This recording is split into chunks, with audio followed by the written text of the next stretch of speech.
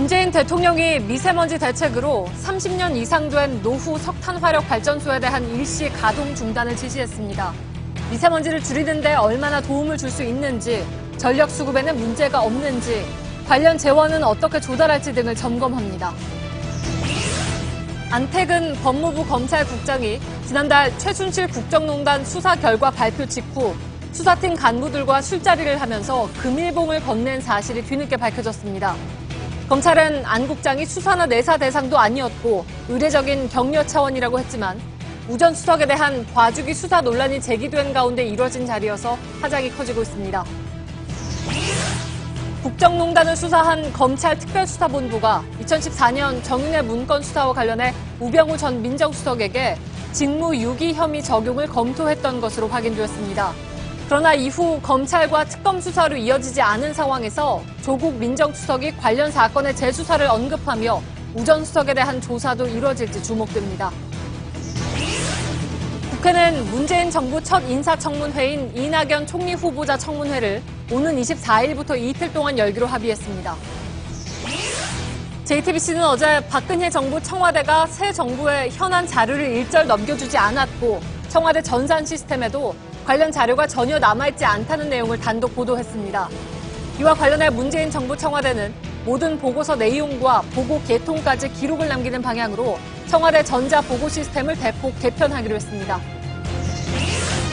박근혜 정권이 국내 벤처기업을 육성하겠다며 조성한 1조 3천억 원대 창조경제펀드가 이스라엘 등 해외 벤처기업에 수십억 원을 투자한 사실이 확인됐습니다. 오늘 탐사플러스에선 박근혜 정권의 대표 국정과제였던 창조경제정책의 허울을 집중 취재했습니다. 최근 인터넷과 소셜미디어에서 논란이 된 인천 지하철 2호선 출입구 계단입니다. 가파르고 높아서 일명 지옥 계단으로도 불리는 곳인데요. 단지 계단이 많다는 것이 문제가 되는 것이 아닙니다. 오늘 밀착 카메라는 화재등 각종 재난사고에 고스란히 노출된 인천 지하철 2호선을 취재했습니다. 수소, 우주의 75%. 그 무한한 수소로 자동차를 달리게 하다. 현대자동차. 시청자 여러분, JTBC 뉴스룸을 시작하겠습니다. 세월호 참사 발생 1126일째, 오랜만에 세는 숫자입니다. 오늘 특별히 날짜를 다시 센 것은 나름의 의미가 있기 때문입니다. 문재인 대통령이 참사로 희생된 기간제 교사 2명이 순직으로 인정받을 수 있도록 관련 절차를 진행하라고 지시했습니다. 두 사람은 참사 당시에 학생들을 구하다가 희생됐지만 정규직 공무원이 아니라는 이유로 그동안 순직 인정을 받지 못했습니다. 아이들을 위한 희생에도 정규직과 비정규직 차별이 존재했다는 것은 1126일 동안 이어진 비상식과 비인륜의 또 다른 이름이었습니다. 고석승 기자의 보도입니다. 문재인 대통령이 세월호 참사로 희생된 김초원, 이지혜 교사가 순직으로 인정받을 수 있는 절차를 신속히 진행하라고 지시했습니다. 순직 인정에 대해 논란을 끝내고 고인의 명예를 존중하며 유가족을 위로하는 것이 마땅하다는 생각입니다. 문 대통령은 또 김 교사의 부친인 김성욱 씨와 통화하고 제도를 바꿔서 정규직이든 기간제든 공직 수행 중 사고가 났을 경우 순직 처리를 꼭 해야 한다고 밝혔습니다. 두 사람은 세월호 참사 당일 학생들을 구하기 위해 4층 선실로 들어갔다 희생됐지만 비정규직인 기간제 교사라는 이유로 그동안 순직 인정을 받지 못했습니다. 국가인권위원회도 순직 인정을 권고했지만 해당 부처인 인사혁신처는 그간 공무원 신분이 아니어서 현행법상 순직 인정을 할 방법이 없다는 입장만 되풀이해왔습니다. 문 대통령은 또 앞으로 공무 수행 중 숨진 공직자의 경우 신분과 관계없이 순직 처리하는 방안을 검토할 것도 함께 지시했습니다. JTBC 고석승입니다. 김초원, 이지혜 교사가 되찾은 것은 순직의 자격 이전에 스승의 자격일지도 모르겠습니다. 오늘 스승의 날입니다. 서러운 시간을 보낸 김초원, 이지혜 교사의 가족들은 딸의 명예를 되찾게 됐다면서 눈물을 흘렸습니다. 최승기 기자입니다. 세월호 참사 당시 학생들을 구하려다 숨진 김초원, 이지혜 씨는 안산단원고 기간제 교사였습니다. 딸의 순직을 인정받으려 싸워야 했던 유가족들에게 지난 3년은 고통의 시간이었습니다. 굉장히 힘들었어요. 그래서 가끔 힘들 때는 그랬어요. 아빠가 너무 못나고 힘이 없어서 안 되는구나. 광장과 법원에서 목소리를 높였지만 돌아오는 대답은 항상 같았습니다. 기간제 교사의 고용 형태가 다르다는 이유로 거룩한 죽음을 인정해주지 않으며 법과 규정을 타다고 있습니다. 지리한 싸움은 그렇게 계속됐습니다. 하지만 대통령 지시 한마디에 상황이 바뀌었습니다. 스승이랄 그 어떤 카네이션 꽃 바구니보다도 이것이 저한테는 큰 뜻깊은 그런 유한을 받고 꽃다발보다도 더 진짜 큰 선물인 것 같아요. 하늘나라에 있는 우리 촌이 이 소식 들으면 얼마나 기쁘고 좋아하겠어요. 그러나 우리 이제 우리 3반, 2학년 3반 26명 제자들하고 오늘 하루만이라도 즐겁고 행복한 그런 시간을 보냈으면 좋겠습니다. 공무원이 아니라 순직 처리가 어렵다던 인사혁신처는 관계부처와 협의해 대안을 마련하겠다고 밝혔습니다. JTBC 최승기입니다. 예, 오늘 세월호에서는 모두 18점의 뼈가 더 발견됐습니다. 그리고 아직 가족품으로 돌아오지 못한 9명의 미수습자 가운데 2명의 스승이 또 있습니다. 바로 양승진 고창석 교사입니다. 유독 말수가 적은 양승진 교사의 부인은 스승의 날이라 다른 날보다도 더 생각이 많이 난다면서 눈시울을 붉혔습니다. 목포신앙에 남아서 지금 44일째 취재 중인 이가혁 기자를 연결하겠습니다. 자, 이가혁 기자, 오늘 세월호 참사 이후에 4번째 맞는 스승의 날입니다. 아직 미수습 상태인 안산 단원고 교사 2명에 대한 얘기를 잠깐 좀 시작하죠. 네, 미수습자 가운데에는 윤리 과목을 가르쳤던 양승진 교사, 또 체육 과목을 가르쳤던 고창석 교사 이렇게 2명이 있습니다. 양승진 교사는 참사 당시 선체가 기울자 자신이 입고 있던 구명조끼를 제자에게 벗어주고 다시 선체 안으로 들어간 것으로 알려져 있습니다. 체육 담당으로서 역시 수영도 잘하는 것으로 알려진 고창석 교사 역시 객실 곳곳을 다니며 학생들의 탈출을 돕느라 정작 자신은 빠져나오지 못한 것으로 전해지고 있습니다. 이처럼 두 사람 모두 선체가 기운 상황에서도 객실 곳곳을 돌아다니면서 학생들을 챙기느라 이런 모습이 마지막으로 생존자들에 의해 목격담이 전해지고 있어서 안타까움을 더하고 있습니다. 양승진 교사의 부인의 말을 잠시 들어보시겠습니다. 3년이라는 기간이 지나고 뭐 얼굴도 좀 만져보고 보고 싶고 안아보고 싶지만 그런 지금 저희가 아니니까 그래도 일골이라도 뼈로 이렇게 돌아오는 것밖에 볼 수가 없으니까 힘들어요. 그냥 오늘 제가 어제도 밤에 기도 많이 했어요. 예, 선체 수색은 오늘도 계속되고 있는데 배 3층에서 어제 처음 뼈가 발견됐고 오늘도 같은 구역에서 추가로 또 발견이 됐다고요? 그렇습니다. 어제 뼈가 발견됐던 배 3층의 한 구역에서 오늘 오전에 7점, 오후에 11점 등 총 18점의 사람의 것으로 보이는 뼈가 추가로 발견됐습니다. 구체적으로는 배 3층 우현의 중앙부, 그러니까 현재 배가 누워있는 상태에서 하늘과 맞닿은 가장 바깥쪽입니다. 아래층인 화물칸으로 오갈 수 있는 계단이 있는 곳인데 당초 미수습자가 있을 가능성이 큰 곳이라고 지목된 곳은 아닙니다. 하지만 바닷속 3년간의 세월 동안 유해가 선체 곳곳으로 흩어졌을 가능성도 배제할 수 없는 상황입니다. 예, 지금 거기 목포신항 말고 진도 앞바다 세월호 침몰 해역에서도 계속 수중 수색이 진행되고 있죠? 그렇습니다. 지난 5일에 사람의 정강이 부위로 추정되는 뼈 한 점이 세월호 선체가 맞닿아 있던 해저면에서 발견돼서 유실 논란이 일어나기도 했습니다. 현재 중국 업체 소속 잠수사 2명이 한 개조로 매일 한두 차례씩 계속해서 수중 수색을 하면서 해저면을 샅샅이 뒤지고 있는 상황입니다. 예, 이가혁 기자가 목포신항에서 전해드렸습니다. 네, 북한이 어제 발사한 탄도미사일 발사 장면을 공개하면서 미국 본토가 타격권 안에 들어왔다고 주장했습니다. 일본 언론은 사거리 6,000km의 대륙간 탄도미사일 ICBM급이라고 보도했고 우리 군은 ICBM 기술 수준에는 이르지 못한 것으로 분석했습니다. 안태훈 기자입니다. 붉은 화염을 뿜어내며 하늘로 솟구쳐 오릅니다. 북한 매체는 새로 개발한 지대지 중장거리 탄도로켓 화성 12를 성공적으로 발사했다고 보도했습니다. 최대 정점 고도 2111.5km까지 상승 비행하여 거리 787km 공해상에 설정된 목표 수역을 정확히 타격했습니다. 그러면서 대형 중량의 핵탄두 장착도 가능하다고 주장했습니다. 일반적인 이동형 발사 방식과는 다소 차이를 보이는데 이는 은밀성, 기동성은 다소 떨어질 수 있지만 발사 시 안정성은 상대적으로 좋아질 수 있다고 봅니다. 이동형 발사대에서 바로 쏘는 게 아니라서 사전 징후를 파악하는데 상대적으로 용이하다는 얘기입니다.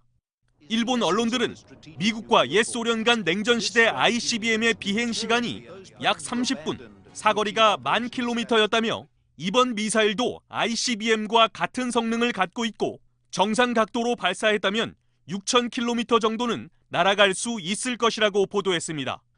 다만 일각에선 최고 속도가 마하 20 이하라서 마하 24 정도인 ICBM에 비해 떨어져 ICBM 기술을 확보했다고 보기는 어렵다고 분석했습니다. JTBC 안토니우입니다. 네, 트럼프 대통령의 복심으로 부상한 니키 헤일리 유엔 주재 미국 대사는 북한에 대한 강도 높은 추가 제재를 예고했습니다. 미국은 동해에서 작전을 벌인 칼 빈슨 항모에 이어 로널드 레이건 호를 일본 기지에서 이동시켰습니다. 북한에 대한 군사적 압박 카드라는 분석입니다. 윤서령 기자입니다. 헤일리 미국 대사는 북한의 위협은 현실이라며 북한의 행위를 정당화할 여지가 없다고 경고했습니다. 헤일리 대사는 원유, 금수 등 대북 제재 카드가 많이 남아있다고도 했습니다. Listen, I mean, there's a lot of sanctions left that we can start to do, whether it's with oil, whether it's with energy, whether it's with their maritime ships, exports. We can do a lot of different things. But what we have to do is send a strong, unified message that this is unacceptable. 미 백악관이 전날 더 강력한 대북 제재 이행을 촉구한 데 이어 유엔 대사가 북한에 대해 추가 제재 가능성을 시사한 것입니다. 미국의 군사적 움직임도 구체화했습니다. 미 해군 항공모함 로널드 레이건호가 15일 일본 가나가와현 요코스카 기지에서 출항했다고 일본 언론들이 보도했습니다.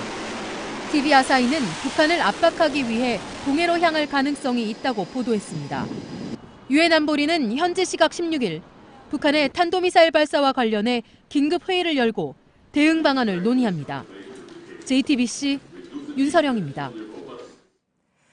이런 가운데 한반도를 둘러싼 주요 4개국과 유럽에 파견될 특사가 발표됐습니다. 꽉 막힌 4강 외교를 풀 실마리를 찾으면서 남북관계 돌파구도 찾겠다는 게 청와대 설명입니다. 서효정 기자입니다. 청와대는 미국과 중국, 일본과 러시아, 그리고 유럽연합까지 모두 5곳의 특사를 보내기로 했습니다. 미국 특사엔 주미대사를 지낸 홍석현 전 중앙일보 JTBC 회장이 내정됐습니다. 중국 특사인 이해찬 전 총리는 노무현 정부 때도 중국 특사로 파견됐던 경험이 있습니다. 일본엔 민주당 문희상 의원이 파견되는데 5년간 한일의원연맹 회장을 맡아 폭넓은 일본 정치권 인맥을 갖고 있다는 평가입니다. 러시아 특사로는 푸틴 대통령과 인연이 있는 민주당 송영길 의원이 뽑혔고 유럽연합과 독일 특사로는 주 영국 대사를 지낸 조윤재 서강대 교수가 임명됐습니다. 특사로 임명되신 분들은 봐도 상징적인 분들이죠. 상대국에서 그분들에 대한 평가를 할 때 이분들이 그만한 위상을 가지셨구나라고 판단하실 수 있을 만한 분들이 이들은 상대국 고위 관계자를 만나 대통령 친서를 전달하고 새 정부의 비전과 정책을 전하는 임무를 맡았습니다. 청와대 측은 이르면 이번 주 중 미국 특사부터 파견할 예정이라고 밝혔습니다. JTBC 서효정입니다. 문재인 대통령은 오늘 미세먼지 줄이기 대책을 발표했습니다. 서울에서도 미세먼지 상태가 상대적으로 심각한 지역의 초등학교에서 발표를 했습니다. 30년 이상 오래된 화력발전소 가동을 일시 중단하겠다고 밝혔습니다. 먼저 박현주 기자입니다. 문재인 대통령은 오늘 오후 서울의 한 초등학교 교실을 찾아 미세먼지 대처법에 관한 수업을 참관했습니다. 제가 친구들이랑 놀려고 할 때 항상 막 밖에서 미세먼지가 막 나쁨 때문에 제가 나가지 못하는데 미세먼지 걱정 때문에 네, 바깥에서 놀기도 좀 걱정되고 네, 그래서 또 미세먼지로. 바깥에서 수업하는 것도 조금 걱정되고 그렇죠. 네. 그 이야기 하는 거죠. 문 대통령은 이 자리에서 30년 이상 된 노후 석탄화력 발전소에 대해 6월 한 달 동안 일시적으로 가동을 중단하라고 지시했습니다. 또 내년부터는 봄철인 3월부터 6월까지 노후 석탄화력 발전소 가동을 정기적으로 중단하기로 했습니다. 청와대는 또 대통령이 직접 관할하는 미세먼지 관련 태스크포스를 설치하겠다고 밝혔습니다. 대통령께서는 조속한 시일 내 대통령이 직접 챙기는 미세먼지 대책기구를 설치할 것을 사회수석에게 지시하셨습니다. 청와대 핵심 관계자는 관련 부처와 연구기관이 모여 최대한 빨리 TF를 꾸린 뒤 단기적, 장기적 대책을 동시에 마련하겠다고 밝혔습니다. JTBC 박현주입니다. 예, 요즘 대도시에 사는 시민들이 아침마다 하는 일은 오늘의 미세먼지 농도는 어떻게 되느냐, 이걸 검색해 보는 것이죠. 저부터가 사실 그렇습니다. 그만큼 미세먼지의 피해가 큰 상황이고, 오늘 문 대통령이 발표한 미세먼지 대책을 그래서 좀 짚어볼 필요가 있습니다. 이것 가지고는 좀 모자라다면 뭘 더 해야 하는가 하는 것도 중요할 테니까요. 이희정 기자가 나와 있습니다. 자, 오늘 나온 대책은 후보 시절의 공약하고 차이가 있습니까? 아니면 없습니까? 네, 일단 공약사항에서 크게 달라진 건 없습니다. 예. 다만 지금 이제 계절적으로 상황이 심각하다 보니까 응급 대책을 일단 급하게 내놓은 건데요. 이 화력 석탄 발전소의 비중을 낮춰서 이 미세먼지 자체를 좀 감축을 하겠다는 겁니다. 예. 이를 위해서 우선 봄철에 이 석탄 화력 발전기를 일시적으로 가동을 중단하기로 했습니다. 당장 다음 달에 이 발전기 8대가 한 달간 멈추게 되고요. 그리고 내년에도 3월부터 6월 사이에 가동을 중단할 예정입니다. 예. 아무래도 이제 석탄 화력 발전소가 미세먼지 발생에 차지하는 비중이 크기 때문이다, 이런 인식인 것 같은데 얼마나 되는 걸로 보고 있습니까? 이게 각자 내놓는 좀 연구마다 다르긴 한데요. 이 화력석탄 발전소가 이 국내에서 발생하는 미세먼지의 약 절반 정도를 차지하는 걸로 보고 있습니다. 예. 이 때문에 노후된 석탄 발전기를 일시적으로 셧다운하고 또 아예 길게는 폐쇄하는 계획도 나오고 있는 겁니다. 예. 박근혜 정부에서는 화력 발전소를 계속 늘려가는 계획을 세워서 특히 이제 미세먼지 걱정하는 분들 사이에서는 좀 크게 우려가 나오기도 했었습니다. 현재 얼마나 됩니까? 네, 일단 전국적으로는 약 59기가 있고요. 이 중에 30년 이상 된 이른바 노후 발전기는 약 10기입니다. 이 중에 호남 지역을 제외한 나머지 지역에 있는 발전기 8기를 일시 중단하게 되는 겁니다. 예. 청와대 측은 일단 이 노후된 발전기가 이 전체 발전소의 오염 중에 약 19% 정도를 배출하기 때문에 이 영향이 상당히 클 걸로 보고 일단 있습니다. 멈추게 되면. 근데 이렇게 해서 저감 효과, 그러니까 미세먼지 발생량을 얼마나 줄일 수 있다는 계산이 나와 있습니까? 네, 일단 청와대에서도 수치로 좀 제시를 하긴 했는데요. 예. 이게 좀 이제 다만 전제를 달기로는 좀 과학적으로 설명을 하긴 좀 어렵다라고 이야기를 했습니다. 예. 1에서 2% 정도의 감축량이 있을 거라고 했는데 이게 사실 효과로 보면은 좀 미미하다라고 느껴지는 게 사실입니다. 예. 다만 청와대 관계자는 이 화력 발전이 미세먼지 발생량에서 차지하는 비중을 감안한다면 적지 않은 수치다라고 이렇게 설명을 했습니다. 예. 오염물질 배출량 기준으로는 한 3만 2천여 톤 정도 줄인다는 그런 설명이라고 아까 나오긴 했는데, 어떻게든 배출량 자체를 줄일 수 있다는 점에서는 의미가 있는데, 당장 전력 수급에는 문제가 없을까요? 만일 그 오래된 노후 석탄 화력 발전소가 멈추게 되면? 네, 일단 청와대 측은 수급에는 전혀 문제가 없다라고 설명을 했고요. 예. 하지만 이제 다만 비용 문제가 남았습니다. 이 가스 발전으로 대체를 할 경우에는 비용이 더 비싸지게 되는데요. 이게 원가로 따지면 이 가스가 석탄보다 비싸기 때문입니다. 그렇다고 해서 원자력 발전소를 늘리기에는 그것도 또 문제가 있으니까 대안은 가스 발전인데 그건 비용이 많이 든다, 그런 얘기잖아요? 네, 맞습니다. 예. 근데 다만 이제 내년부터 이게 4개월 동안에 노후된 발전소 가동을 중단할 경우에는 결국에 중장기적으로는 이 전기료 인상이 불가피한 상황입니다. 예. 전기료를 인상하느냐 아니면 미세먼지의 주요 원인을 좀 줄일 수 있느냐 하는 그런 건데, 글쎄요, 근데 전기료 인상에 대해서도 너무 조급하게 생각할 필요는 없다라는 전문가 의견도 있습니다. 왜냐하면 우리가 지금 전기를 과소비한다는 것도 통계상으로 사실은 나와 있는 것이기 때문에 전기를 절약할 수 있는 한 최대한 절약한다면 그렇게 급박하게 전기료를 올릴 죽지는 않아도 된다라는 전문가 의견도 있긴 있는데 그러나 장기적으로 보면 그럴 가능성이 있다 뭐 이런 얘기로 들을까요?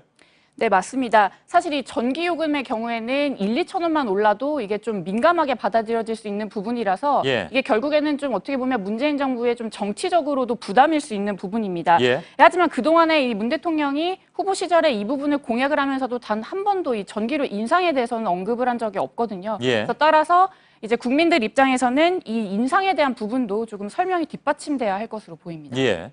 근데 얼마나 오를 거다 이렇게 정부가 파악한 예상치는 없나요?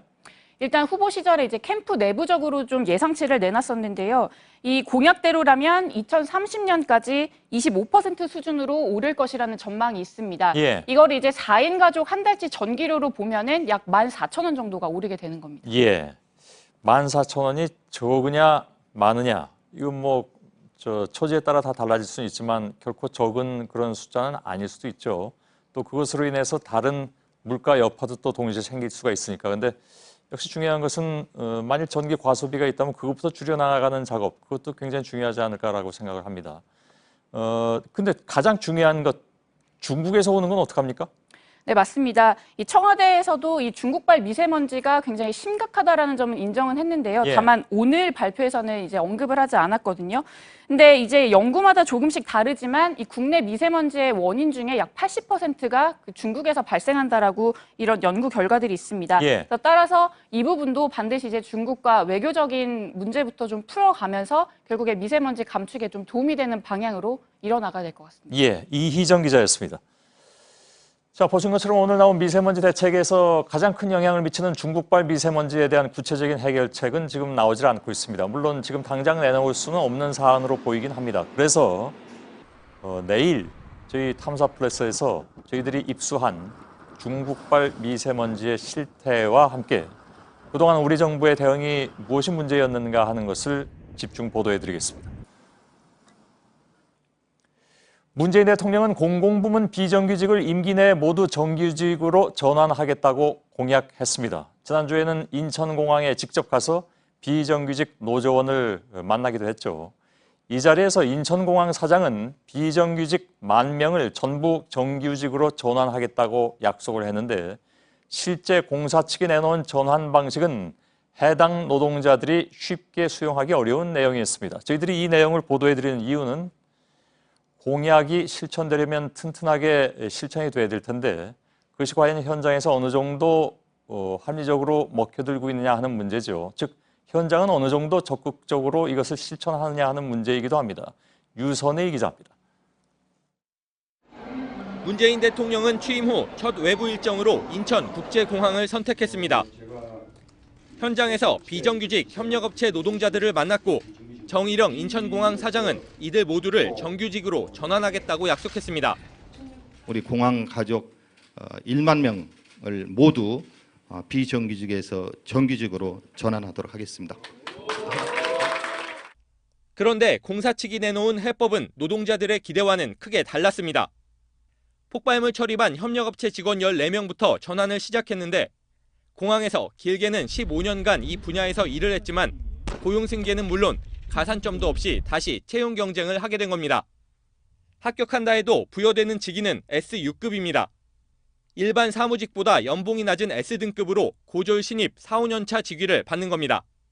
제가 경력 10년이 좀 넘는데 한 4천 정도 받습니다. 근데 S6급은 2,800이에요. 연봉 손만 갖고 B급을 채용하는 게 가능입니까? 비정규직의 정규직화가 아닌 질을 낮춘 정규직의 확대로 또 다른 차별이 시작된다는 겁니다. 이분들의 정규직화는 근로조건을 개선하고자 하는 것에 있기 때문에 임금 삭감 없이 대통령 지시를 이행하기 위해 인천공항 측은 2,800만 원은 기본급이라며 성과급과 직무수당, 기여금 등을 더하면 현재의 연봉을 유지할 수 있을 것이라고 해명했습니다. 하지만 노동자들은 개인차가 있는 성과급과 수당 등을 포함해 계산하는 것은 맞지 않고 이를 더한다 해도 실지급금은 크게 줄어들 것이라고 주장했습니다. 공공부문 정규직 전환 약속이 현장에서 지켜지려면 사측이 좀 더 적극적으로 접근해야 한다는 지적입니다. JTBC 유선입니다. 예, 새 정부 들어서 검찰 개혁이 가장 큰 국정 과제의 하나로 꼽히고 있습니다. 특히 그동안에 청와대가 법무부 검찰국을 통해서 검찰 수사를 좌지우지해왔다는 의혹이 끊임없이 제기돼 왔습니다. 이런 가운데 안태근 법무부 검찰국장과 국정농단 수사를 했던 간부들이 지난달에 만찬을 하면서 금일봉까지 서로 주고받은 사실이 뒤늦게 밝혀졌습니다. 검찰은 선배가 후배에게 주는 의례적인 격려금이었다면서 문제될 게 없다는 입장이지만 안 국장이 우병우 전 수석의 조력자라는 의혹을 받았던 만큼 법조계에서는 부적절한 처신이었다는 지적이 나오고 있습니다. 먼저 김필중 기자의 보도를 보시고 관련 내용을 이어가겠습니다. 최순실 국정농단 수사를 지휘한 이영렬 서울중앙지검장과 수사팀 검사 7명은 지난달 21일 안태근 법무부 검찰국장 등 건부 3명과 저녁 식사를 했습니다. 술자리가 무르익자 안 국장은 수사팀 간부들에게 50만 원에서 100만 원 상당이 들어있는 금일봉을 건넸습니다. 이 지검장은 법무부 간부 3명에게 답례금을 줬습니다. 안 국장은 지난해부터 우병우 전 민정수석과 천여 차례 통화를 한 기록이 특검 수사 결과 드러나 수사를 받아야 한다는 지적이 제기된 인물입니다. 검찰은 이를 두고 문제가 없다고 주장하고 있습니다. 이영렬 검사장이 후배 격려 차원에서 법무부 간부들과 만남을 가져왔고 당시 안 국장은 검찰 수사 대상도 아니었다는 겁니다. 하지만 법조계에선 우 전 수석에 대한 수사를 놓고 봐주기와 부실 논란이 제기됐던 만큼 해당 자리가 부적절했다는 지적이 나옵니다. 김영란법이라는 것이 공직자들이 의혹이 있는 사람과의 어떤 사적인 거래를 하지 말라는 거잖아요. 국민들의 기대에 못 미치는 의혹을 거의 해소하지 못한 수사 결과를 내놓고 술자리를 갖는 것은 누가 봐도 부적절한 술자리죠. 오늘 퇴임한 김수남 검찰총장은 오얏나무 아래에서 갓을 고쳐 쓰지 말라는 옛말을 인용하면서 처신의 중요성을 강조했지만 논란은 계속되고 있습니다. JTBC 김필주입니다. 예, 보신 것처럼 검찰은 이날 자리에 대해서 큰 문제가 없다는 입장입니다. 그러나 법조계에서는 검찰 개혁 필요성을 국민에게 다시 한번 각인시킨 사례라는 말까지 나오고 있습니다. 검찰 취재 기자를 잠깐 더 연결하겠습니다. 박민규 기자, 당시 자리가 검찰 개혁 필요성을 보여주는 단면이라는 평가, 왜 나오는지는 알겠습니다. 예, 문재인 대통령의 검찰개혁 공약 중에 하나가 바로 법무부의 탈검찰화입니다. 법무부는 부처가 준비하는 법률 검토와 출입국 문제, 범죄 예방, 또 교도소 업무 등 정부의 전반적인 법무 행정을 담당하는 곳입니다. 하지만 청와대의 이 수사 개입과 관련해서 이 법무부에 파견 나간 검사들이 연결고리 역할을 해왔다, 이런 비판이 끊임없이 제기되었습니다. 이번에 문제가 된 자리 역시 법무부에서 검사들의 인사를 기획하고 총괄하는 핵심 간부와 이 간부를 수사할 수도 있었던 검찰 수사팀, 일선 수사 부서들의 간부들이 모였다는 점에서 주목을 받는데요. 전직 대통령까지 구속된 대형 수사가 끝난 직후, 특히 우병우 전 수석과 관련해서 부실 수사 논란이 제기된 직후에 이들이 모여서 금일봉까지 주고받았던 점에서 비판을 받는 겁니다. 예, 그 자리가 더 논란이 되는 것은 이제 앞서 말씀드린 것처럼 그 법무부 간부, 바로 안태근 법무부 검찰국장이 우병우 전 수석과 관련한 수사 대상자, 수사를 받아야 된다라는 여론이 꽤 있었죠, 그때. 그렇습니다. 이 안태근 국장과 우병우 전 수석, 지난해 7월부터 10월까지 석 달 동안 이 통화한 기록만 해도 이 천여 차례에 달합니다. 한 달에 천여 차례에 달합니다. 이 부재중 통화 등으로 실제 통화가 이뤄졌던 횟수, 그 횟수는 이보다는 훨씬 적다고는 하지만 당시에도 민정수석과 검찰국장 사이 통화치곤 너무 많다는 게 검찰 안팎의 지적이었습니다. 바로 이 점 때문에요. 우 전 수석이 검찰 수사에 개입할 때 안 국장을 통로로 이용한 게 아니냐, 이런 의혹도 나왔습니다. 예, 그렇다면 검찰이 법무부에 그 안 국장을 불러서 조사를 했습니까? 그렇지 않습니다. 검찰은 수사를 하지 못했다고 했습니다. 전화 통화한 횟수만 나왔고 어떤 통화를 했는지 통화 내용은 확인할 수가 없어서 구체적인 혐의점은 발견하지 못했다는 설명인데요. 하지만 검찰은 우 전 수석 휴대전화는 공기계가 된 이후에나 확보를 했고요. 안 국장의 휴대전화는 확보조차 하지 않았습니다. 예, 자, 이런 모든 논란의 중심에는 역시 우병우 전 수석이 있다, 이런 얘기들이 나오고 있는 거죠. 특히 새 정부 들어서 조국 민정수석이 우 전 수석의 수사 개입 의혹과 관련해서 정의윤회 문건 유출의 재수사 필요성, 이걸 언급해서 주목을 받고 있네요. 예, 그렇습니다. 당시 검찰은 이 정윤회 문건 수사 착수 15일 만에 문건 내용이 허위다 이렇게 결론을 내고 문건을 작성한 사람 그리고 이 문건을 유출한 사람을 찾는 데 집중했습니다. 하지만 조국 민정수석은 지난주 최순실 국정농단 사건의 출발점을 정윤회 문건 수사로 규정을 했습니다. 당시 수사를 제대로 했더라면 최순실 국정농단 사건은 벌어지지 않았을 거란 판단인데요. 그러면서 당시 사건 처리 과정을 다시 들여다보겠다고 했습니다. 조 수석은 앞선 JTBC와의 통화에서도 당시 민정수석실과 검찰이 각각 조사 그리고 수사를 했지만 덮었다는 합리적 의심을 갖고 있다면서 이 부실 수사에 대한 확신을 내비치기도 했습니다. 예. 자, 이제 얘기가 정윤회 문건 사건 재조사로 넘어오는데 경찰도 바로 이 사건의 재조사에 착수를 했습니다. 당시 유출자로 지목돼서 수사를 받던 최경락 경위가 스스로 목숨을 끊은 일도 있었는데 바로 이 부분에 대한 조사를 다시 시작한다는 거죠. 그렇습니다. 이 최경위 유족들이 진정서를 낸 데 대해 조사에 착수한 겁니다. 일단 최경위가 문건을 유출하지 않았다 이렇게 억울함을 호소했기 때문에 이 부분을 다시 확인을 해야 될 테고요. 경찰은 조사를 하는 과정에서 혐의점이 발견되면 정식 수사에 착수하겠다고 밝혔습니다. 예. 한 가지만 더 질문하죠. 지금 핵심은 그렇다면 결국 우 전 수석에 대한 재수사가 이루어지느냐 하는 여부인데 어떤 관측이 나오고 있습니까? 네, 사건 당시 맥락을 좀 설명드리면요. 정윤회 문건 사건이 불거졌던 지난 2014년 우 전 수석은 민정수석실의 민정비서관으로 근무했습니다. 그런데 이 수사가 마무리된 직후인 2015년 초에 민정수석으로 승진을 합니다. 이 때문에 당시 수사 상황 그리고 사건 내용을 누구보다 더 잘 알고 있을 거다 이런 얘기가 나왔었고요. 정윤회 문건 재수사가 이뤄질 경우 우 전 수석을 다시 조사하는 게 불가피하다 이런 지적이 나오는 이유이기도 합니다. 예. 또 우 전 수석과 함께 당시 담당 경찰관을 회유했다는 의혹이 불거진 민정수석실 산하, 특별감찰관실 직원 등 청와대 관계자에 대한 수사 역시 이뤄질지 주목되고 있습니다. 예, 박민규 기자였습니다. 자, 정윤회 문건 수사팀은 문제가 없었다는 입장을 지금 내비치고 있지만 JTBC 취재 결과 최순실 국정농단 수사를 했던 검찰 특수본부도 작년에 관련 내용을 수사 내용에 올릴지 여부를 검토한 것으로 확인됐습니다. 정윤회 문건을 은폐한 의혹이 제기된 우병우 전 수석에게 직무유기 혐의를 적용해야 한다는 보고서를 올린 건데 그러나 실제 수사가 진행되진 않았습니다. 이서준 기자의 보도입니다. 지난해 11월 검찰 특별수사본부는 우병우 전 민정수석에 대한 수사팀을 구성했습니다. 특검에 사건을 넘기기 전 우 전 수석에 대한 자체 수사를 진행하기 위해서였습니다. 당시 수사팀은 정윤회 동양 문건 유출 사건과 관련해 우 전 수석에게 직무유기 혐의를 적용해야 한다는 보고서를 작성했습니다.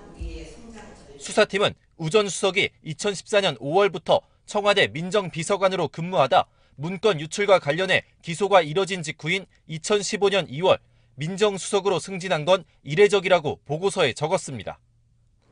우 전 수석이 검찰의 정윤회 문건 수사에 관여하면서 공을 인정받아 승진을 했다는 의혹을 언급한 겁니다. 이어서 수사팀은 우 전 수석이 청와대가 수사 의뢰한 정윤회 문건 사건의 내막을 파악하고 있었을 것으로 보인다며 최순실의 국정 개입도 잘 알고 있으면서 수수방관에 직무를 다하지 않은 것으로 보인다고 했습니다. 수사팀은 정윤회 문건 수사팀이 기소했지만 무죄가 나온 조응천 더불어민주당 의원과 박관천 전 경정의 판결문 그리고 정윤회 씨에 대한 불기소장 등도 첨부했습니다. 하지만 검찰 특수부는 정윤회 문건 수사에 대해 수사를 하지 않았고 사건을 넘겨받은 특검 수사팀 역시 이에 대해선 수사하지 않았습니다. JTBC 이서준입니다.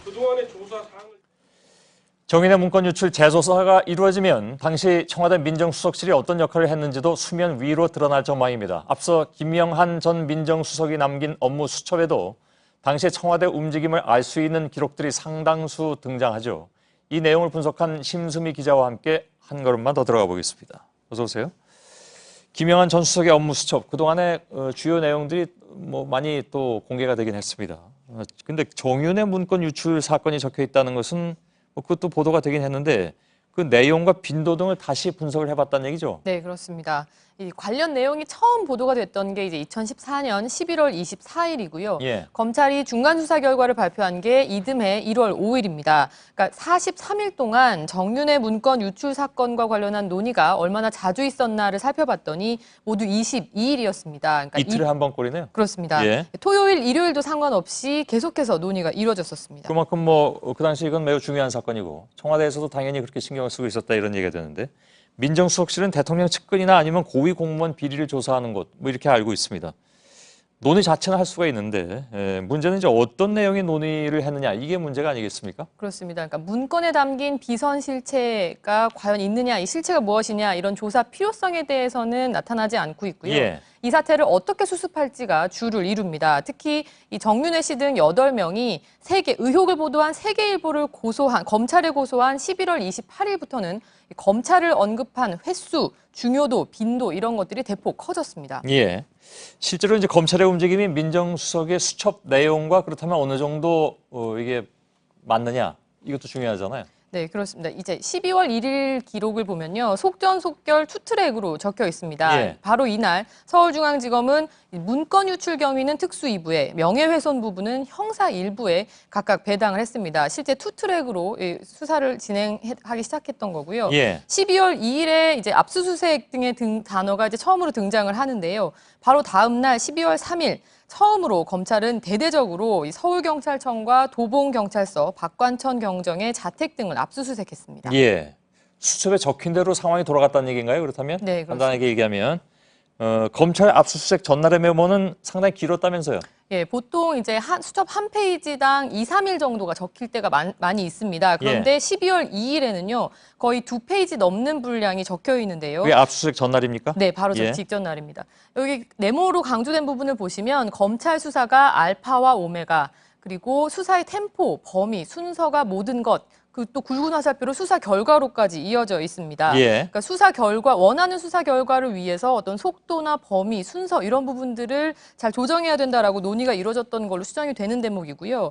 또 안봉근, 이재만, 정호성 비서관을 뜻하는 듯한 이 세 비서관 조사는 정윤회 관련성 있는 경우에만 이렇게 적혀 있습니다. 그러니까 예. 검찰 조사 방식, 대상자 등에 대한 논의도 이루어졌던 걸로 추정이 됩니다. 예, 그 문고리 3인방 세 비서관하고 정윤회 씨의 관계 이게 사실 굉장히 관심을 끄는 내용인데 당시 수사에서는 별로 나타난 게 없었던 것 같은데. 맞습니다. 예, 사실 이제 앞서 최근에 특검 수사를 통해서 박 전 대통령뿐 아니라 이 새 비서관 등이 차명폰을 사용했다는 사실이 새롭게 밝혀진 바가 있는데요. 예. 하지만 당시 검찰은 정윤회 씨와 새 비서관 등의 통화 사실이 전혀 없고 기지국 분석 결과에서도 만난 사실이 없다. 단순히 이 이유로 문건의 내용을 지라시로 규정을 해버렸습니다. 예. 당시엔 이 비서관들의 차명폰 여부에 대한 조사도 이루어지지 않았던 겁니다. 예, 차명폰이면 기록이 안 남았을 테니까요.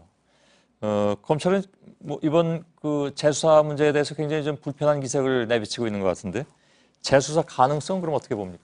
네, 검찰은 이제 당시 수사는 청와대 하명 수사가 아니라 이제 나온 증거를 토대로 공정하게 이루어졌다라는 입장을 견지를 하고 있습니다. 예. 하지만 이제 청와대 민정수석실 그 내부 조사가 좀 면밀히 이루어지면 이 당시 수사팀의 부당한 지시나 압력이 있었는지도 드러날 수 있기 때문에 재수사 가능성도 어느 정도 기대가 되고 있습니다. 예, 심수미 기자였습니다. 우병우 전 수석이 여전히 혐의를 부인하는 가운데 최순실 씨나 박근혜 전 대통령 등 국정농단 사건의 핵심 인사들도 바뀐 게 없기는 마찬가지인 것 같습니다. 최순실 씨는 오늘 자신의 뇌물죄 재판에 출석해서 발언권을 얻은 뒤에 새 대통령도 나왔는데 혐의를 몰고 가면 안 된다 이렇게 주장했습니다.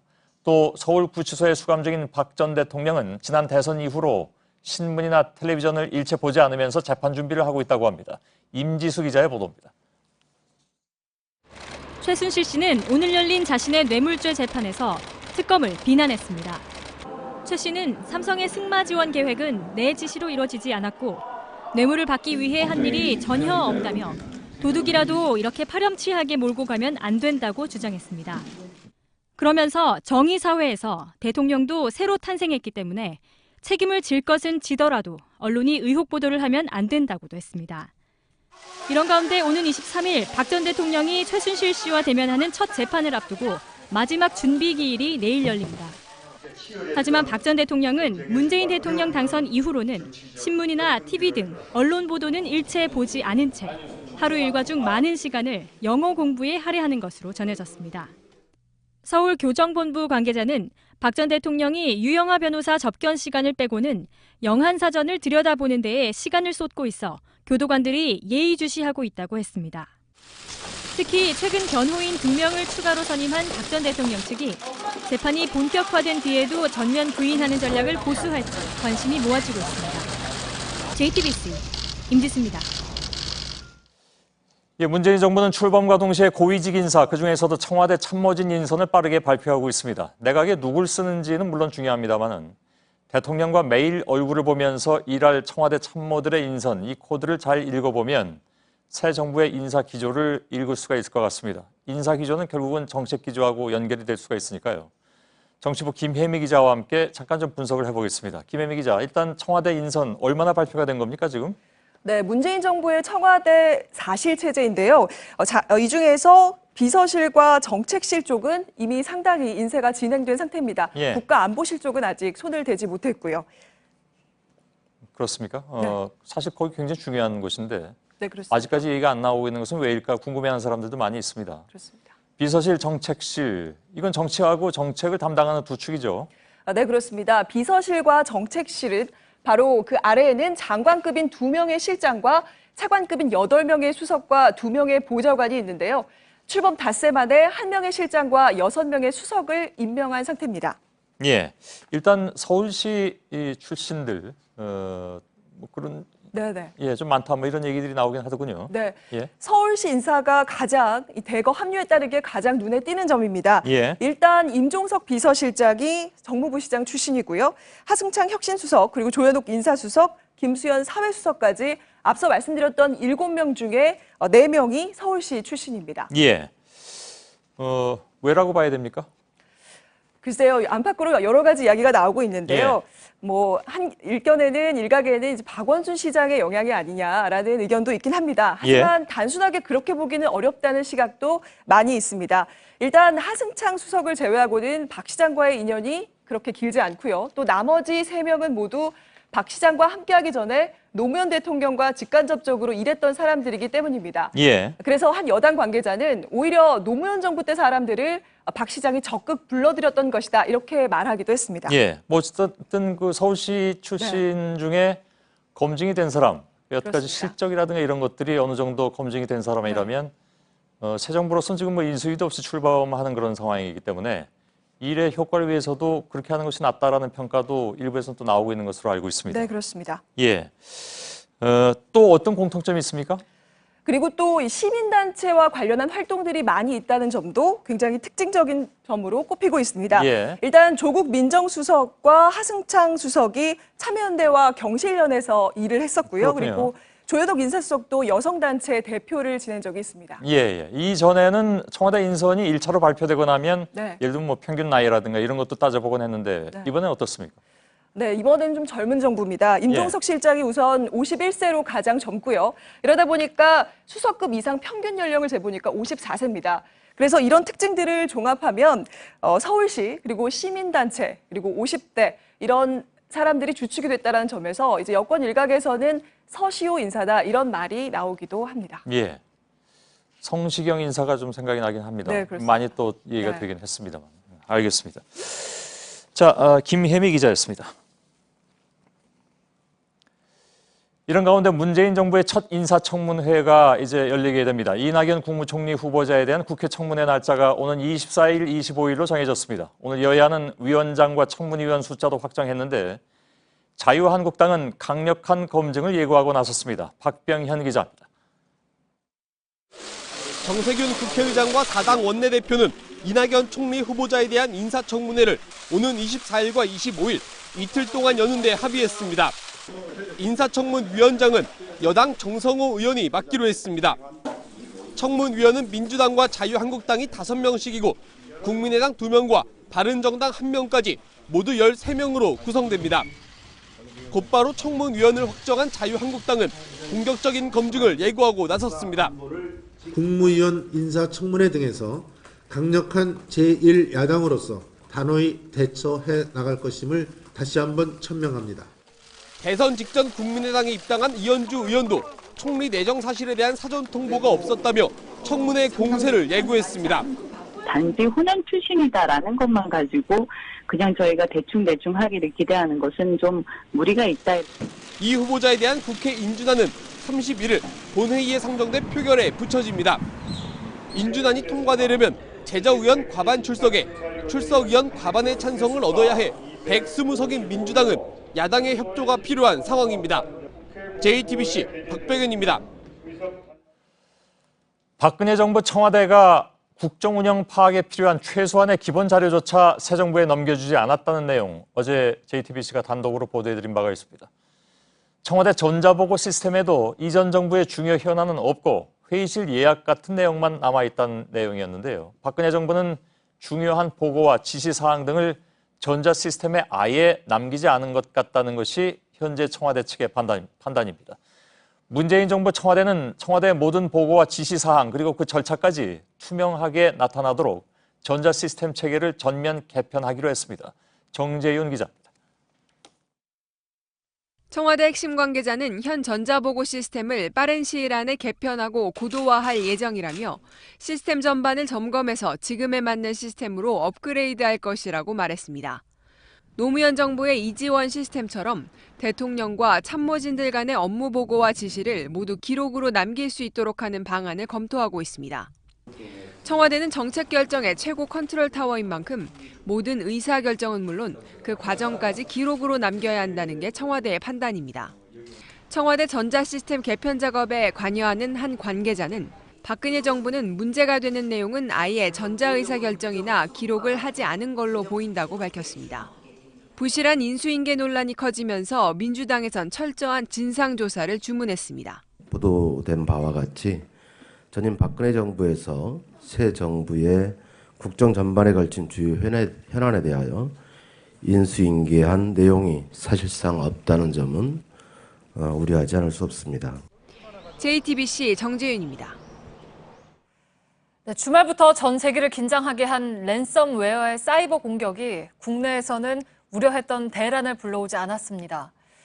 하지만 안심하기엔 이릅니다. 강나현 기자입니다. 영업 중인 극장 곳곳에 광고판이 꺼져 있습니다. 오늘 새벽 영화관 CGV 일부 상영관의 광고 서버가 랜섬웨어에 감염됐습니다. 복구 작업을 마칠 때까지 광고 없이 영화를 상영해야 합니다. 주말 사이 랜섬웨어로 인한 해외 피해가 늘면서 월요일인 오늘부터 국내 피해도 급증할 거란 우려가 있었지만 피해 규모는 크지 않았습니다. 현재까지 국내 기업 감염 의심 건수는 13건인데 이 가운데 정식 신고 건수는 9건입니다. 대규모 감염은 피했지만 안심할 순 없습니다. 특정 예방법을 비켜가는 랜섬웨어 변종이 늘고 있기 때문입니다. 보안 업데이트에 취약한 구버전 컴퓨터나 결제 단말기 등을 통해 감염이 늘 가능성도 여전합니다. 전문가들이 꼽는 최선의 랜섬웨어 예방법은 업데이트에 생활합니다. 번거롭다고 미루지 말고 윈도우나 백신을 늘 최신 버전으로 유지하라는 겁니다. 그동안 업데이트를 미뤘던 사용자라면 랜선뿐 아니라 와이파이 등 모든 인터넷 연결을 끊은 상태에서 방화벽을 설정한 뒤에 인터넷에 연결해 운영체제와 백신을 업데이트하는 것이 안전합니다. 랜섬웨어 의심 증상이 나타나면 한국인터넷진흥원에 바로 신고해야 합니다. JTBC 강나현입니다. 5.18 민주화 운동 당시 광주 전일빌딩에 대한 계엄군의 헬기 사격은 신군부의 사전 계획 아래 이루어진 사실이 37년 만에 밝혀졌습니다. 하지만 발포 명령자를 비롯한 핵심 쟁점은 결국 밝혀내지 못해서 국가 차원의 재조사가 필요해 보입니다. 정진명 기자입니다. 1980년 5월 22일 작성된 육군본부의 작전 지침입니다. 첫머리부터 헬기 작전 계획을 실시토록 지시하고 고층 건물이나 진지 형식 핵심점 사격 소탕 등 대응 태세와 구체적인 사격 지점도 담겨 있습니다. 23일에는 황영시 당시 육군 참모차장이 무장 헬기와 전차를 동원해 진압하라는 명령을 내리기도 했습니다. 이 같은 지침에 따라 실제 사격은 27일 오전 4시부터 5시 30분까지 이루어졌고 육군본부 예하 61 항공단의 UH-1H 수송 헬기에 거치된 M60 기관총으로 이루어졌습니다. 광주광역시와 5.18 진실규명지원단이 지난 3개월 동안 군 문서와 검찰 수사 및 법정 기록 등 3만 쪽의 자료를 분석해 밝혀낸 사실입니다. 당시 전일빌딩 입주자의 증언과 관련 군 출신 장교, 병사의 면담도 수행됐습니다. 신군부가 주장했던 5.18에 의한 자위권에 의한 집단 학살 또는 집단 발포에 대한 허구성을 명백하게 반증해 주는 게 바로 이 헬기 사격입니다. 하지만 헬기 발포 명령자 등은 여전히 베일에 가려져 있어 진실 규명 작업은 국가의 몫으로 남겨졌습니다. JTBC 정진명입니다. 측근들의 러시아 내통 의혹을 수사하던 FBI 국장을 해임하고 수사 개입 논란까지 빚은 트럼프 미국 대통령이 여당으로부터도 포화를 맞고 있습니다. 의회 소환 가능성에 특검 카드까지 나왔습니다. 이지은 기자입니다. FBI 국장 해임 파문에 기름을 부은 건 대화 녹음 테이프입니다. 트럼프 대통령이 코미 전 국장과 만찬에서 나눈 대화를 녹음해 갖고 있는 것처럼 말하면서부터입니다. 테이프 존재 여부에 대해 백악관이 확답을 피하자 여야 할 것 없이 반발했습니다. You can't be cute about tapes. If there are any tapes of this conversation, they need to be turned over. I doubt if there are, but we need to clear the air. 탄핵 직전 사임한 닉슨 전 대통령이 비밀리에 녹취한 게 들통난 뒤로 지난 40여 년간 백악관에선 동의 없는 대화 녹음이 금기시됐기 때문입니다. 민주당은 테이프 제출 요구를 넘어 특검 카드까지 꺼냈습니다. 대통령 입맛에 맞는 새 FBI 국장을 인선하는 것을 저지하겠다며 정보위 등의 대통령을 소환할 가능성도 내비쳤습니다. Who the FBI director is related to who the special prosecutor is. Remember. 트럼프 대통령은 조속히 인선하겠다며 맞서는 모양새입니다. 그러면서 언론의 화살을 돌렸습니다. 러시아 대선 개입과 엮어서 코미 해임에 대한 가짜 뉴스를 계속 만들면 백악관 언론 브리핑도 다 없애겠다고 엄포를 놨습니다. JTBC 이지은입니다. 지난 3월 사드 관련 갈등으로 중국의 유명 음원 사이트에서 사라졌던 우리나라 음악 차트가 다시 등장했습니다. 우리 뮤지컬의 중국어판 공연도 다음 달 중국 베이징에서 열리기로 했습니다. 문화계에서는 한류 금지령의 분위기가 수그러들 것으로 기대하고 있습니다. 송우영 기자입니다.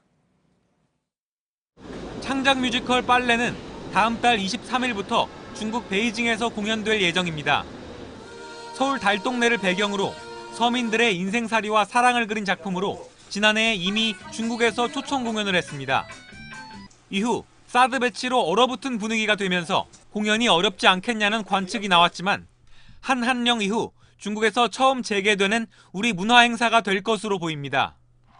그동안 소프라노 조수미, 피아니스트 백건우 등 우리 예술인들의 공연이 중국에서 연이어 취소됐습니다. 업계에선 이번 공연으로 한한령이 완화되는 분위기가 생길 것으로 기대하고 있습니다. 중국 교민들 역시 새 정부 출범 이후 현지에서 접속이 안 되던 우리 기업들 사이트에 접속이 재개됐다며 양국 관계 회복을 바라고 있습니다. 그날부터 보니까 뭐 롯데 백화점, 쇼핑, 면세점들이 다 접속이 되더라고요. 여기 사는 사람들이 조금 이제 뭐 피해 아닌 피해를 본 것들이 좀 많이 있거든요. 뭐 그런 것들도 좀 빨리 해소가 됐으면 하는. 중국의 새로운 분위기는 새 정부가 사드에 관한 입장 변화를 보일 수 있다는 기대감 때문으로 분석됩니다. JTBC 송우영입니다.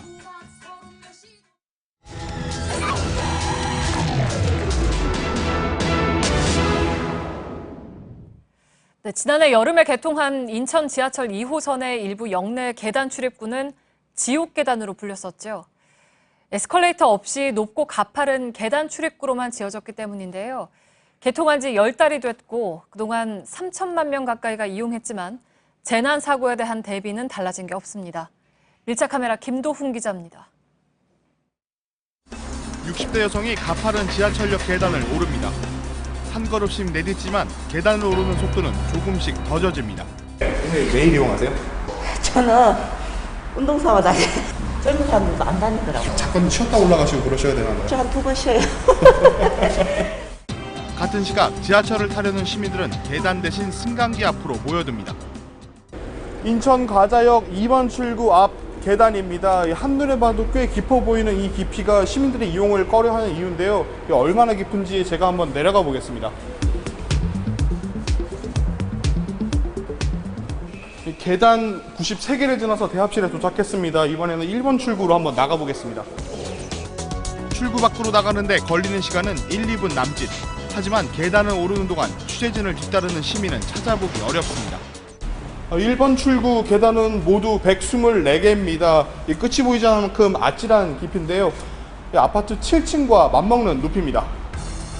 지난해 7월 개통한 인천 지하철 2호선, 이 중 성남역과 서부여성회관역, 인천과자역 등 3곳은 에스컬레이터 없이 가파른 계단 출입구만 설치됐습니다.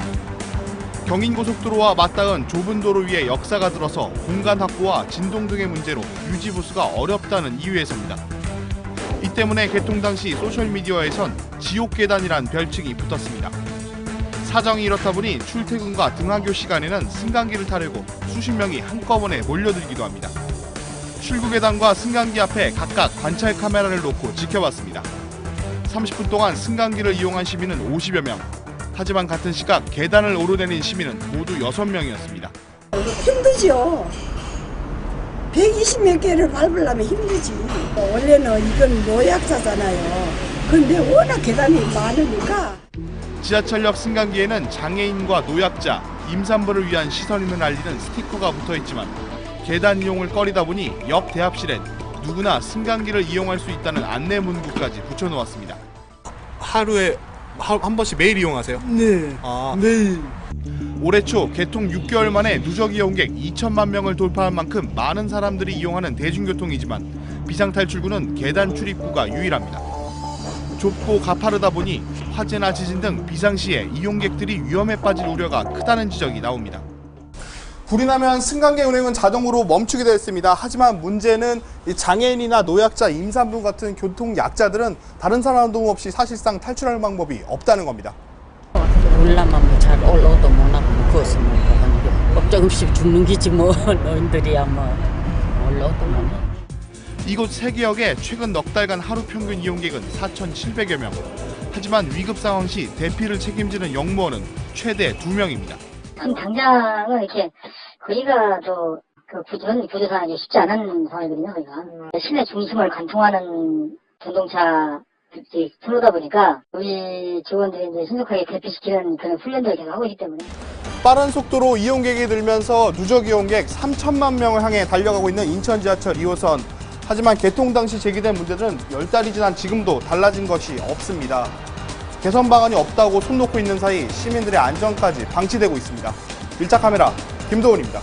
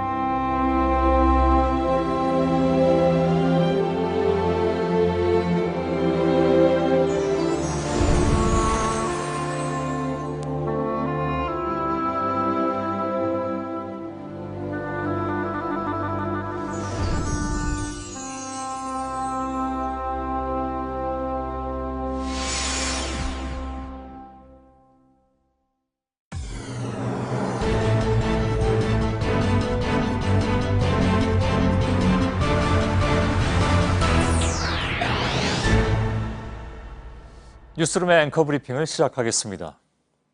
우병우 전 민정수석은 늘 그랬듯 법망을 빠져나갔습니다. 그런데 그가 법망에 걸려들 만한 행위를 하지 않았다면 빠져나갔다는 표현은 사실 성립되지 않습니다. 그는 정당하게 자신을 방어한 것이고 법은 대상이 누구든 평등하게 적용돼야 하니까요. 그러나 사람들이 그에 대해서 늘 빠져나갔다고 말하고 심지어는 법 미꾸라지라고까지 표현하는 것은 단지 부패한 권력의 핵심적인 자리에 그가 있었음에도 그를 기어코 단죄하지 못한 법의 운용자들에 대한 혼란이었을까? 작년에 우 전 수석이 수사 대상에 올랐을 때 그와 무려 1000여 통의 전화를 주고받았다는 법무부의 검찰국장은 그를 수사했던 검찰의 특별수사본부와 만찬을 하고 폭탄주를 돌렸다 하고, 그리고 믿기 어렵지만 금일봉을 돌렸습니다. 50만 원에서 100만 원의 금일봉. 바로 우병우 전 수석에 대한 부실 수사가 운이되던 시점이었습니다. 그 돈이 어디서 나온 것인지를 따져 묻기 전에 그 돈을 받아들였을 검사들의 표정은 어땠을까가 더 궁금해지는 지금, 검찰의 해명은 그것이 의례적인 자리였다는 것이었습니다. 그렇습니다. 의례적인, 늘 있는, 있어도 이상하지 않으며 누구든 이의를 제기하지 않아왔던 그런 자리. 대한민국의 왕은 누구인가? 이런 도발적인 질문을 화두로 던진 영화 더 킹은 이른바 정치검사들의 이야기입니다.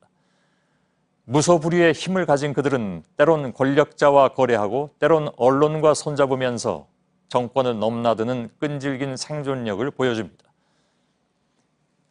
영화는 때로는 과장할 수도 있는 것. 그러나 영화가 현실 같다고는 못해도 적어도 현실이 영화처럼 느껴진 지난 시간들을 돌이켜보면 만찬과 폭탄주와 금일봉과 의례적 자리라는 해명은 왜 사람들이 새 정부의 첫 번째 과제로 검찰개혁을 꼽았는지를 웅변으로 보여줍니다. 영화 더 킹의 주인공 한강식 검사는 이렇게 말합니다. 안 보이니? 내가 역사야. 그것이 역사라면 이제는 바꿀 때도 청산할 때도 됐습니다. 술자리에서 오갔다는 50만 원, 100만 원의 금일봉은 분명 우리들의 세금으로 마련됐을 것이라는 생각에 오랜만에 자괴감을 느껴보는 오늘의 앵커 브리핑이었습니다.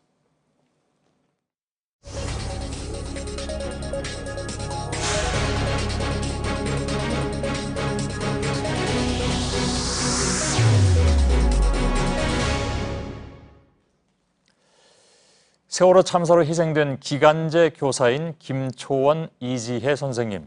스승의 날인 오늘 문재인 대통령은 2명의 교사에 대해서 순직으로 인정받을 수 있는 절차를 진행하라고 지시했습니다.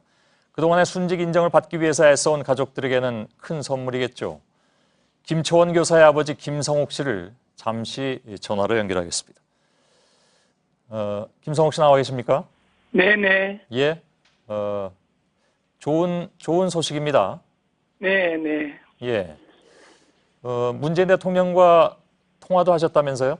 네, 오늘 오후 4시 한 2분쯤 직접 전화를 주셨습니다. 예. 어떤 얘기를 주로 나누셨습니까? 네, 대통령께서는 이제 후보 시절부터 이제 이런 기사 내용을 보고 이거는 말도 안 된다. 분명히 담임 선생님으로서 학생들 인솔해서 수학여행을 갔는데 기간제라는 이유로 순직이 인정이 안 된다는 건 말도 안 된다고 이제 마음속으로 생각하고 계시다가 예.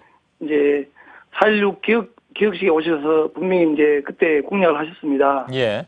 그래서 이제 저는 그렇게 생각했죠. 이제 그때는 이제 자그마한 소망이 생겼구나, 어떤 희망이 생겼죠. 그래서 대통령 임기 안에는 이제 순직 인정되겠구나 그렇게 생각하고 있었습니다. 예.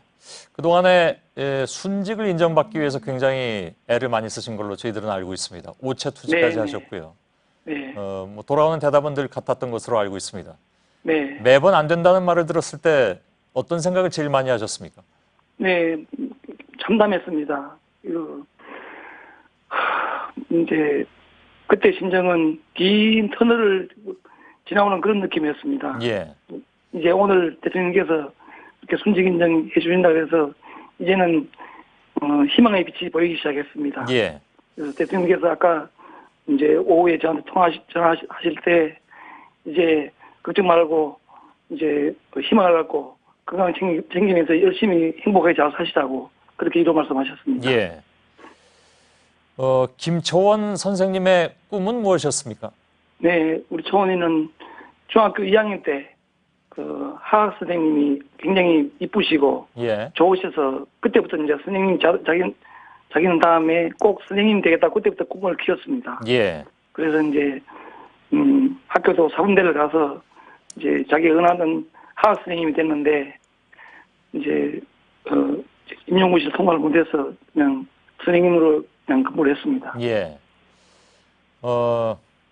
제자들을 구하다가 숨진 것으로 물론 뭐 모든 사람들이 잘 알고 있습니다만 당시 상황에 대해서 혹시 좀 구체적으로 혹시 들으신 말씀이 있으신지요? 네, 이제 이제 이제 작년에 화물 기사님이 그렇게 이제한테 이제 정을 하시는데 예. 분명히 5층에서 이제 선생님을 우리 딸을 봤답니다.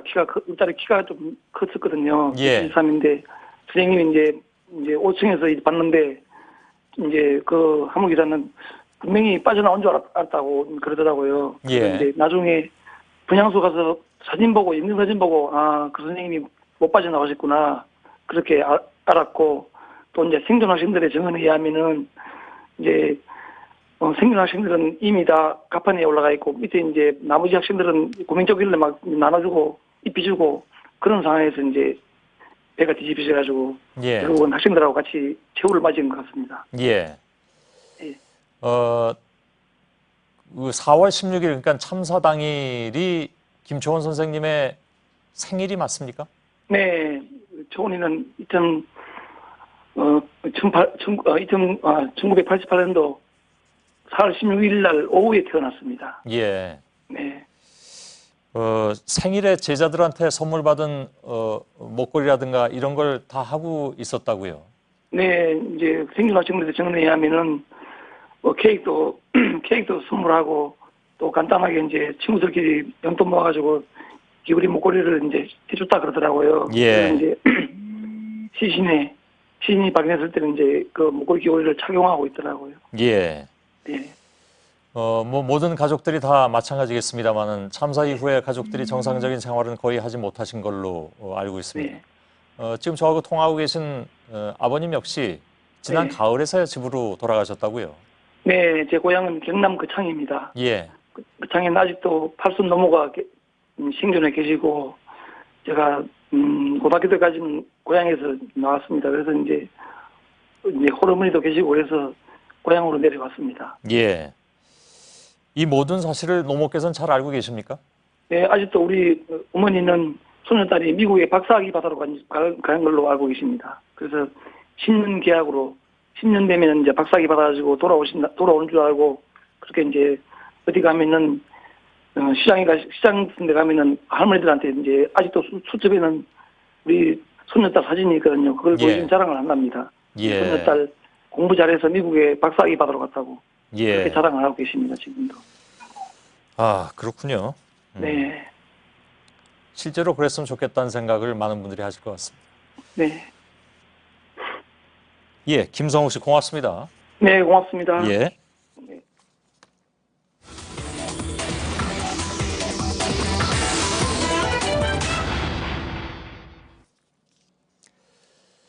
예, 창조경제, 박근혜 정권의 대표적인 국정과제로 출범 초기부터 막대한 예산이 들어갔습니다.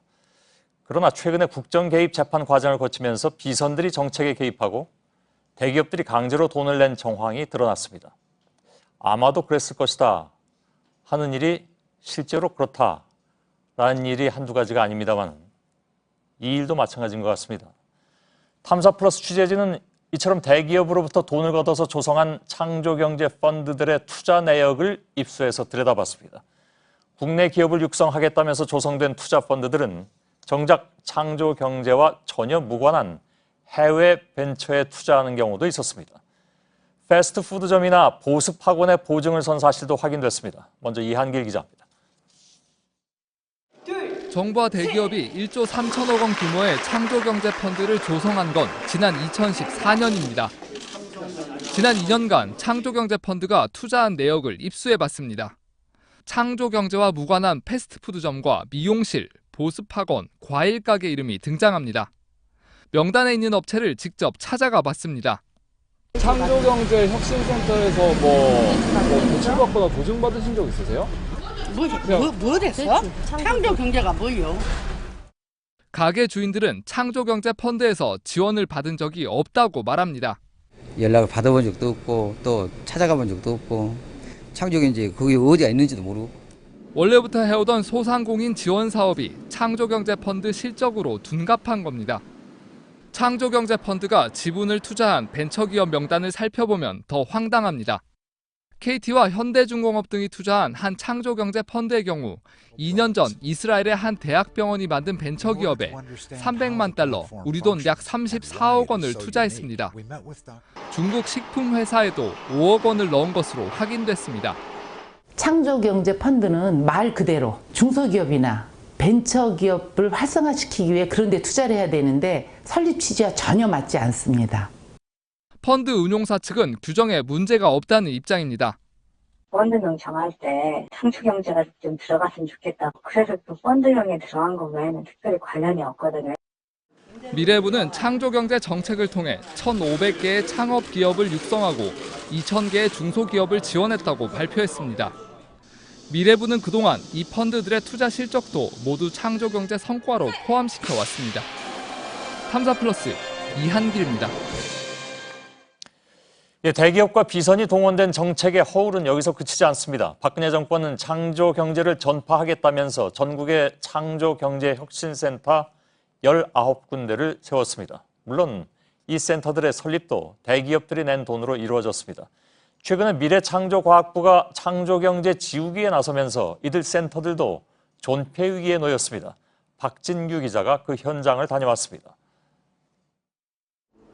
탄소 소재, 농생명 등 첨단 산업을 육성하기 위해 조성된 전북 창조경제혁신센터입니다. 하지만 창의혁신 제품 소개 코너를 보면 지역 특산물 성격의 제품이 대부분입니다. 쌀과자, 치즈, 마늘액, 수어탕까지 전시돼 있습니다.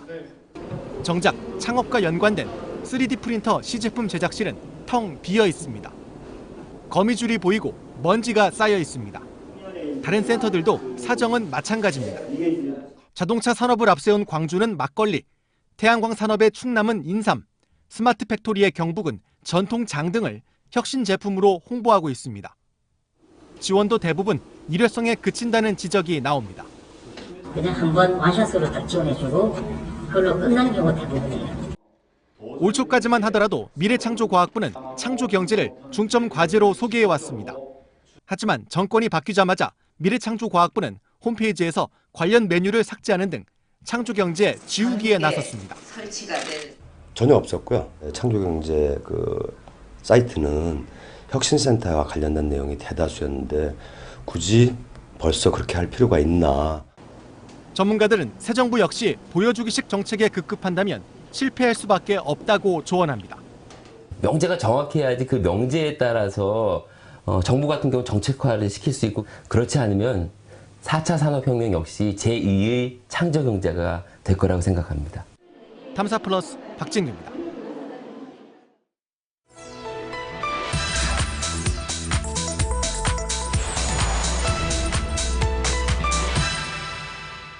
네, 박근혜 청와대가 후임 정권을 위해서 남겨놓은 자료가 거의 없다.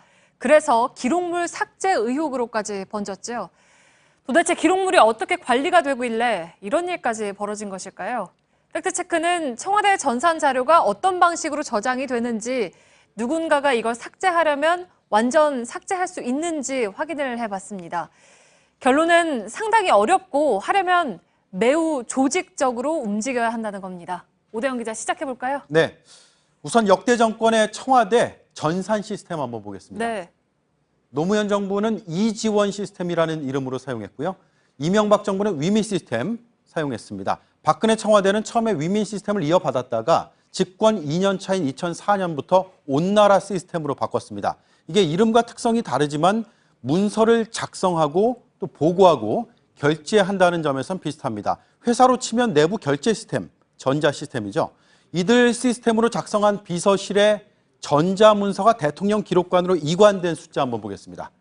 노무현 정부에서 46만 4천 건, 이명박 정부 24만 5천 건, 박근혜 정부 24만 7천 건으로 집계가 됐습니다. 네, 보면 노무현 정부 같은 경우는 20만 건 이상 차이가 나는 건데 왜 네. 이렇게 차이가 나는 겁니까?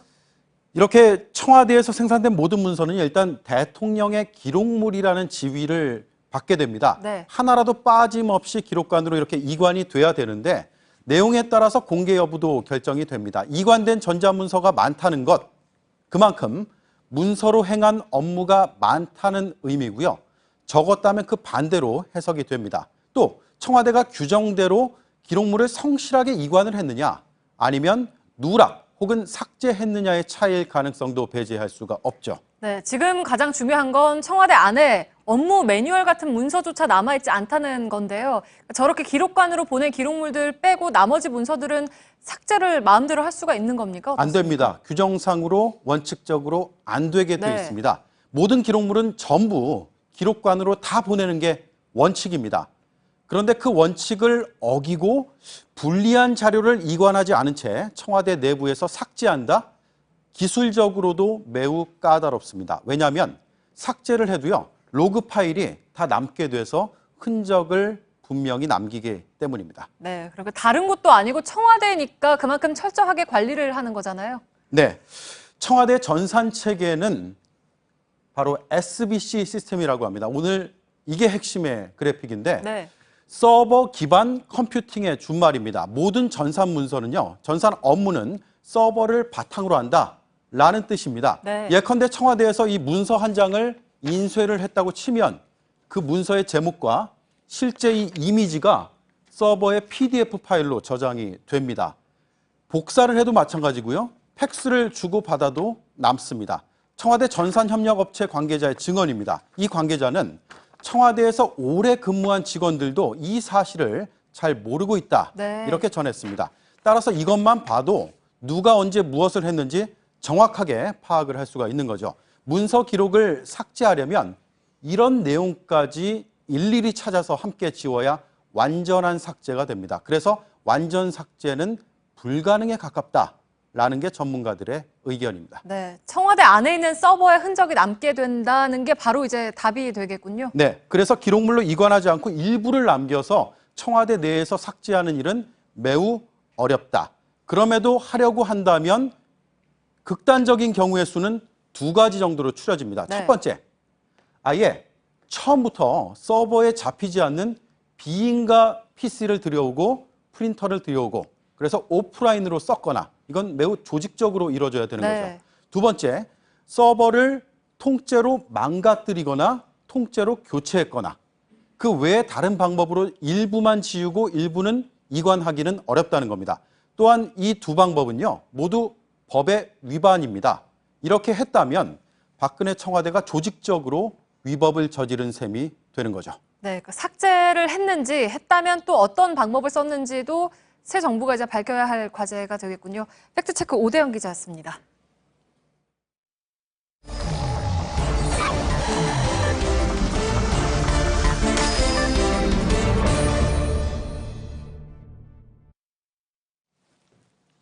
예, 비하인드 뉴스를 시작하겠습니다. 박성태 기자가 나와 있습니다. 첫 번째 키워드를 열어볼까요? 네, 첫 번째 키워드는 정의란 무엇인가입니다. 예, 책 제목이네요. 예, 한때 베스트셀러가 됐던 책 이름인데요.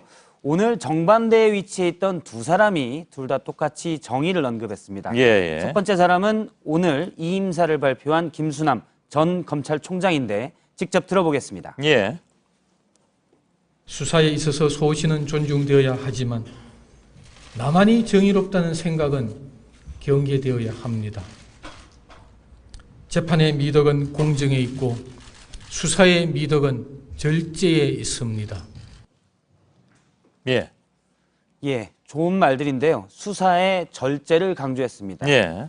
그런데 김수남 전 검찰총장은 실제로 수사를 지휘할 때도 절제한 모습들을 많이 보여왔는데요. 사례를 몇 가지 들어보면 2014년에 김우성 전 대표의 NLL 대화록 유출 사건에 대해서 검찰 수사에서 무혐의 처분을 내렸고요.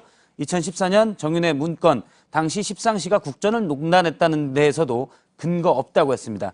저때 바로 김수남 검찰총장이 서울중앙지검장으로 사건을 지휘하던 위치에 있었습니다. 예. 그리고 검찰총장일 때는 지난해죠. 최순실의 미르 K스포츠 재단 의혹이 처음 불거져서 시민단체에 고발이 있었는데 상당히 큰 사건이다. 언론에서 계속 지적했지만 예. 특수부가 아닌 형사부에 배당을 했습니다. 예. 좀 절제된 수사를 해왔다. 이런 평가입니다. 예. 진심으로 절제를 얘기한 건 아니군요. 지금 박 기자가. 다 알겠습니다. 예.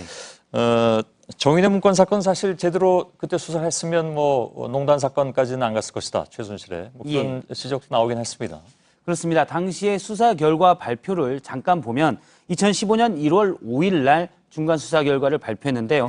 당시에 근거 없다고 했을 때 그 중요한 근거가 통화 위치, 통화 내역을 확인해 봤을 때 십상시 모임은 없었다 했습니다.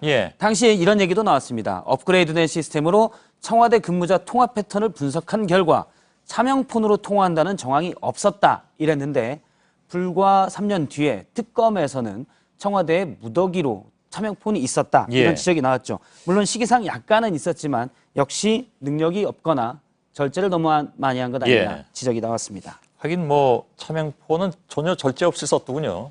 수십 개를 어떻게 이렇게 관리했는지 그것도 참 신기했는데 아무튼 알겠습니다. 정의를 얘기한 사람이 두 사람이라고 했는데 나머지 한 사람은 누굽니까?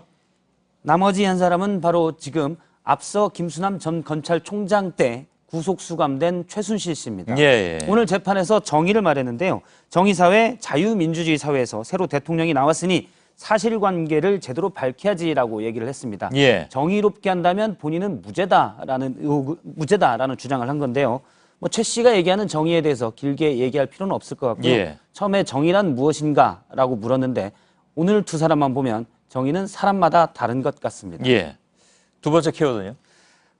두 번째 키워드는 우리가 제3당이다. 정의당 얘기하는 거죠? 그렇습니다. 또 정의가 나왔는데요. 그러네요. 오늘 리얼미터가 최근 여론조사 결과를 발표를 했습니다. 5개 정당에 대해서 여론조사 결과를 발표했는데 지금 보시다시피 민주당이 44.7%로 좀 높고 나머지 4개 당이 약 4.7% 차이에서 고루 있습니다. 뭐 사실 오차범위 내이긴 합니다. 다른 두 당과. 다 오차범위 내입니다. 오차범위 내에서지만 어쨌든 정의당이 수치상으로는 9.6%로 3등인데요. 처음으로 여론조사에서 당 지지율 3등을 한 겁니다. 그래서 상당히 고무된 분위기였는데 노회찬 원내대표의 말을 한번 직접 들어보겠습니다. 오늘 아침 여론조사 기준으로 하면은 지금 원내 제3당 사무실에 오신 겁니다. 물론 뭐 여론조사로 당 순위를 정하지는 않습니다만은. 그렇습니다. 정의당은 6석밖에 안 돼서 의석수로는 5당인데요. 제5당인데 문제는 더 관심이 있는 거는 이제 의석수가 107석이 되는 자유한국당입니다. 지지율이 별 차이가 안 납니다. 그래서 오늘 아침 회의에서 정우택 대표 대행이 뭐라고 했냐면 좀 반성하는 멘트를 했는데요. 우리가 국민의식을 따라가지 못하는 것 아니냐 이런 냉철한 자성이 필요하다라고 했고요.